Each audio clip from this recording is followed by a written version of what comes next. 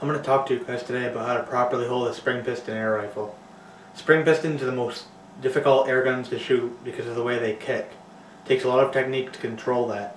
A lot of people, when they grab a spring piston air gun, they grab it and they hold it up to their shoulder firmly like they're using a 308 or a 30-06. If you do that, your shots are going to be all over the place because spring piston air guns kick backwards a little bit and then they kick forward a lot harder. And this all happens before the pellet actually leaves the barrel. So if you're holding it firmly in your hand and up to your shoulder, and when the gun kicks forward, it's going to pull the gun forward just slightly. You might not even feel it, but it will pull it forward a little bit and pull it slightly off target. If you're shooting at 25 feet in your basement, this probably won't be a big you probably won't even notice this. But if you're shooting at 10 meters or 20 yards, 25 yards, 40 yards outside, you're not going to be able to hit anything. So basically the best way to hold a spring piston air rifle is to take the palm of your hand and flatten it out like this. Put it under the stock.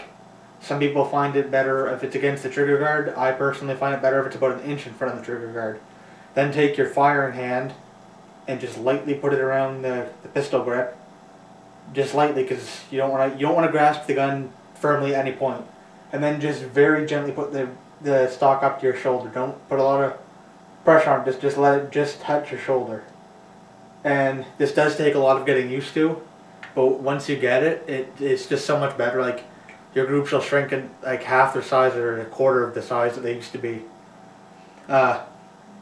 This position is hard to use in the prone position because when you have your elbow down like this in the prone position and your hand flattened out like this, it's very difficult to lay down and shoot and not put the stock tightly against your shoulder. At least I find it is. So practice that, and if you have to, just use a rest whenever you're sitting down. If you have an adjustable cheek piece, like on my homemade stock, for shooting standing up, you should probably lower it as far as it'll go, because if you're not putting the stock up to your shoulder tightly and your head touches the adjustable cheek piece too much, then it's just gonna throw you off. Like, it's gonna kick like this. And so with mine, I can just turn these knobs and lower it. And when I shoot prone with this, I have a bipod on here, as you can see. I hold it with my support arm under on the stock hook like this.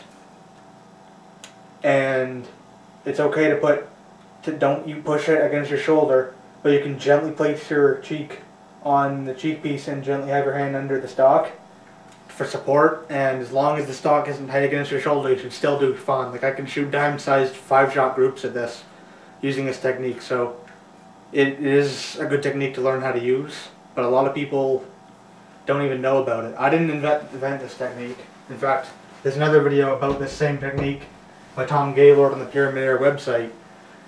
He just calls it the artillery hold because it's like a howitzer. Whenever it fires, the barrel recoils several feet back into the gun. Well, holding the gun the way I just explained to you, that's essentially what you're doing. You're letting the gun recoil as much as it wants in your hand instead of trying to fight the recoil, which is something you cannot do.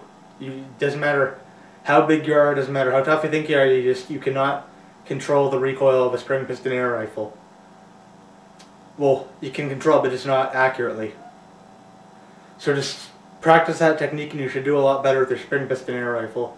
With rifles that aren't spring pistons, like this pump action gun, you can put it as tight to your shoulder as you want, which I find actually works really good with this gun. This is a pump action gun, multi-pump, bolt action, and the only thing about this, if you own this particular gun, this is a Crosman 2289G. This stock wiggles a little bit. You can do one of two things. Either you can adapt to it, or you can put some screws through the sides here to make it stop moving. But I find it works just fine if you put your support hand under your forearm and just push up and back so that the stock can't move. And it works just as good. I can shoot small groups of this at 20 or 15 yards just fine. And it's a great gun, but it takes some technique.